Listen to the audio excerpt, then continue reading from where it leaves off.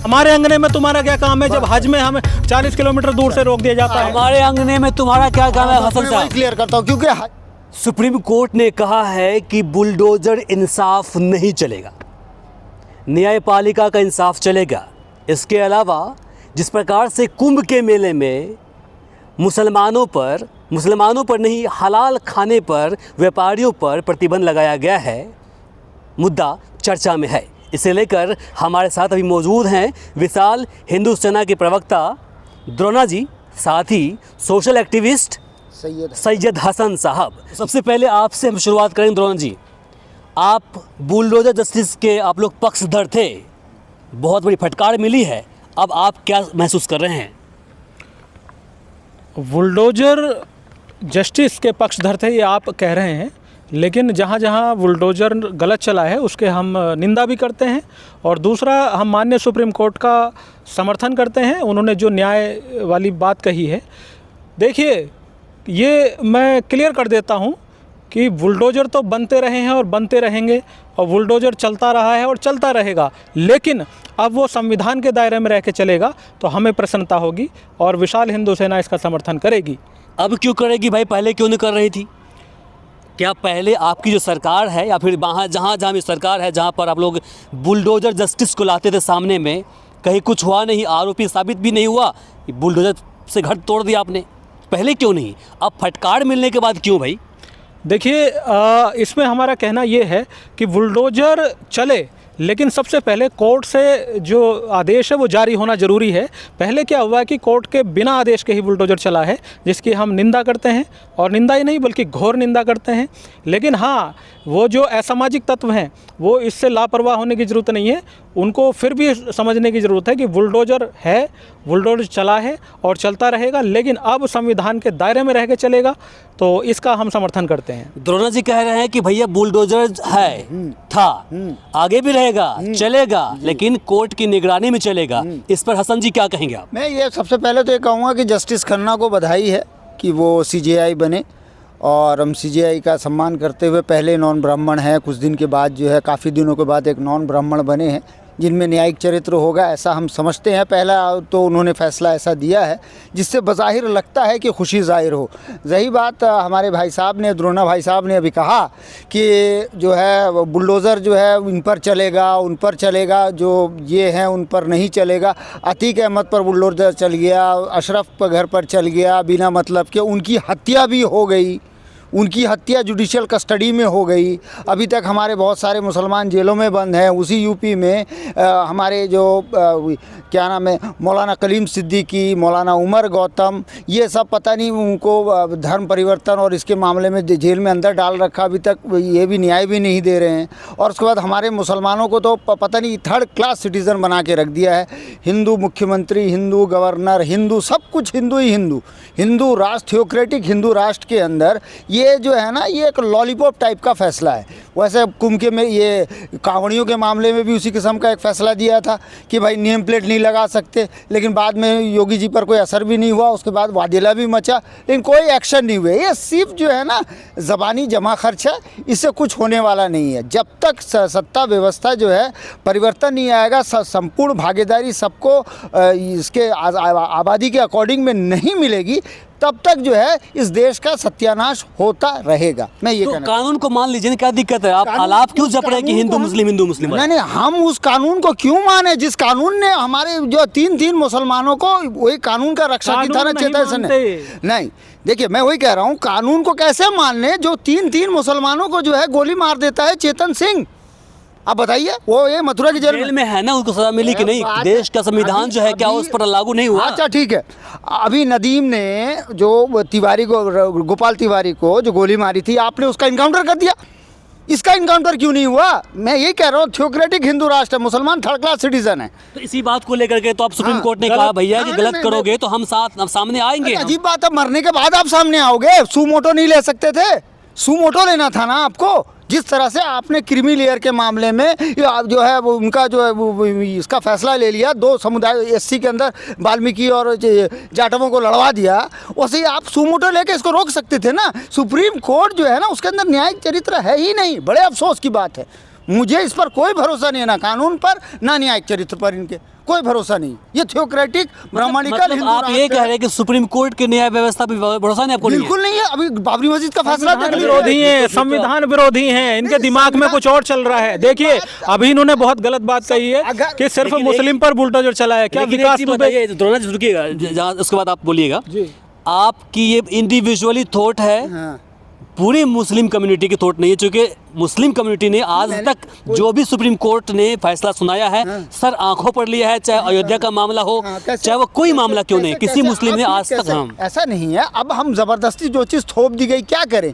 अब 113 पेज का जस्टिस जो अयोध्या के मामले में, बाबरी मस्जिद के मामले में आया, उसमें तो उसने कहा कि मंदिर का कोई सबूत मिला ही नहीं, वो जबकि बहुत स्थलीय है। पूरे तरीके से गलत बोल रहे हैं ये मौलाना साहब। 1013 पेज का ये मौलाना साहब बोलने दीजिए। हाँ बोलिए। यही तो इनकी कमी है हाँ। कि आज भी आवाज़ को दबाने की कोशिश हाँ, करते हैं। हम कह रहे हैं कि ये पूरे तरीके से गलत बोल रहे हैं। क्यों? ये कह रहे हैं कि मुसलमानों पे बुलडोजर चला, ऐसा नहीं है। विकास दुबे मुसलमान था क्या? तो आपने कहा कैसे ये? आप देखिए बनारस में जो बुलडोजर चला, बनारस में जो बुलडोजर चले उसमें हिंदुओं के भी घर टूटे, उनके उसमें मुसलमानों के भी घर टूटे, है ना? तो ऐसा नहीं है, बुलडोजर चला है। लेकिन हाँ, अगर मैं खुद इस चीज़ का समर्थक हूँ, अगर कहीं गलत हुआ है तो उसकी हम निंदा करते हैं। लेकिन ध्यान रहे, अपराधी प्रवृत्ति के लोग जो देश को तोड़ने की बात करते हैं, जो देश के साथ गद्दारी करते हैं, वो कान खोल के सुन लें कि बुलडोजर था, बुलडोजर चला है और चलता रहेगा, संविधान के दायरे में रह के चलेगा। माननीय सुप्रीम कोर्ट के फैसले का हम सम्मान करते हैं। ये तो कानून को मानते ही नहीं, इन्होंने बोला ये कानून को नहीं मानते। ये पता नहीं देश को तोड़ेगा उस पर बुलडोजर चलेगा भैया। जी भाई बिल्कुल। देश को कौन तोड़ रहा है? देश को तो ये तोड़ रहे हैं। अभी देखिए वो भाजपा के मिजोरम के जो मुख्यमंत्री हैं वो कह रहे हैं हमको ऑटोनॉमी चाहिए और देश को तोड़ने की बात कर रहे हैं। उन पर बुलडोजर कब चलेगा? चलेगा ही नहीं, उन पर नहीं चलेगा। कश्मीर में 370 फिर से वापस आ रहा है। 370 हटा के तो कौन लाएगा भैया उसे? नहीं मोदी जी ने कौन उसको बताइए। नहीं लाएगा। अभी तो उसकी मांग उठ रही है, खालिस्तान की भी मांग उठ रही है। कनाडा में जाके हिंदुओं ने हमला कर दिया सिखों के ऊपर। अरे ये क्या बोल रहे हैं, जरा बोलिए। नहीं देखिए, इनका जो है जो ज्ञान है वो एक तरफा है, उधर से आ रहा है, वो पता नहीं कहाँ से आ रहा है इनका ज्ञान। ऐसा नहीं है। देखिए जो अपराधी की कोई जात नहीं, कोई धर्म नहीं होता है, ठीक है? अपराधी अपराधी है और अपराधी को दंड मिलना चाहिए। जैसा कि कनाडा की इन्होंने बात कही, वहाँ मैंने कई सिखों की बाइट देखी है। वो कहते हैं कि हिंदू और सिखों में कभी भेद नहीं हुआ है, क्योंकि सिख वो कौम है जो हिंदू की रक्षा के लिए तैयार की गई थी, सनातन की रक्षा के लिए तैयार की थी। और मैं भी नमन करता हूं अपने सिख भाइयों को जो लाखों लोगों को खाना खिलाते हैं बिना धर्म बिना जात पूछे, तो वो बहुत अच्छे लोग हैं। और रही बात खालिस्तान की या दूसरे तो बात की, वो कुछ लोगों का रहता है, उनका कोई समर्थन नहीं करता। और एक भाई सिख भाई ने तो ये कहा है कि वो सिख नहीं है जो खालिस्तान की मांग कर रहा है। 1984 के दंगे में क्या हुआ था? कौन था वो? जो मारने वाले कौन थे, मरने वाले कौन थे? सिखों का दंगा हुआ, ठीक है, बेरहमी से मारा गया। हसन साहब एक चीज द्रोणा जी जरा से बताइए कि कुंभ के मेले को लेकर के जिस प्रकार से हलाल खाना बेचने वाले जो व्यापारी है उस पर प्रतिबंध लगा दिया गया है, तो इसको लेकर क्या कहेंगे? हलाल कुंभ खाना क्या होता है? हलाल खाना जो नॉन वेज होता है, बाकी उनके जो बिजनेसमैन होते हैं वो वही। देखिए हमारे जिन लोगों ने गैर हिंदुओं का प्रवेश, गैर सनातन धर्म वालों का प्रवेश वर्जित किया है, विशाल हिंदू सेना का राष्ट्रीय प्रवक्ता होने के नाते मैं उनका पूरा समर्थन करता हूं, पूरे जोरदार समर्थन करता हूं। मतलब ये दूसरा सुनिए, अभी बात कहने दीजिए। और दूसरा गैर हिंदुओं की, इसको नोट किया जाए, जब गैर हिंदुओं की बात आती है तो ये जो सिख धर्म है, जो जैन धर्म है, जो बौद्ध धर्म है, ये सभी सनातन धर्म का पार्ट है, तो वो सब उसमें रहेंगे। लेकिन जो लोग अलग लोग हैं उनको इसमें नहीं आना चाहिए। देखिए ईसाइयों के पास उतना समय नहीं है वो किसी के फेस्टिवल में जाए, ठीक है? नहीं आना चाहिए बाकी लोगों को। मैं यहाँ पे सबसे पहले भाई साहब की बात का क्लियर कर दूं कि जो सिख धर्म है, जो सिखिज़्म है, सिखिज़्म के बाबा नानक गुरुदेव महाराज जी कहते हैं, कल उनका जन्मदिन भी है, वो कहते हैं कि ना मैं हिंदू ना मैं मुसलमान। ये ज़बरदस्ती क्यों जोड़ रहे हैं उस सिखों को? इससे क्यों जोड़ रहे हैं? ये बहुत ही ये पॉइंट है, इसको जोड़ने की बात है। मैं तो सिखों से भी गुजारिश करूंगा कि इस पॉइंट को नोट किया जाए, क्योंकि बाबा नानक ने कहा ना वो हिंदू ना वो मुसलमान, उनकी अलग आइडेंटिटी है। आज उसकी लड़ाई वो लड़ रहे हैं और हम उनका समर्थन करते हैं। भैया उनकी अलग आइडेंटिटी है।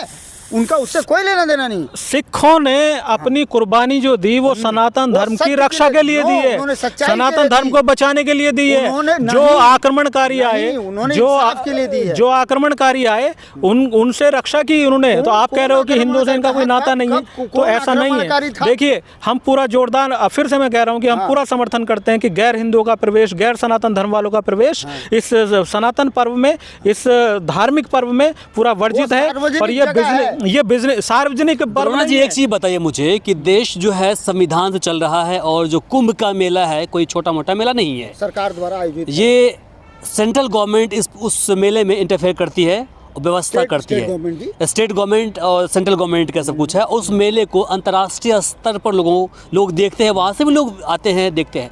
जब इस तरह की बातें सामने आएगी कि हम मुसलमानों को खास करके हम प्रतिबंध करेंगे इसमें, उसको इसमें नहीं देंगे पार्टिसिपेट करने के लिए, खासकर नॉनवेज जो हलाल जो बिजनेसमैन हैं उनको, तो ऐसे में कैसे चलेगा? क्या ये देश संविधान से चलेगा या फिर धर्म से चलेगा? देखिए, धर्म धार्मिक किताबों से चलता है, देश संविधान से चलता है। सरकार जो है, सरकार इस प्रोग्राम को संरक्षण देगी, उसका इंतजाम करेगी, पब्लिक के लिए जो मैनेजमेंट है वो सरकार का रहेगा।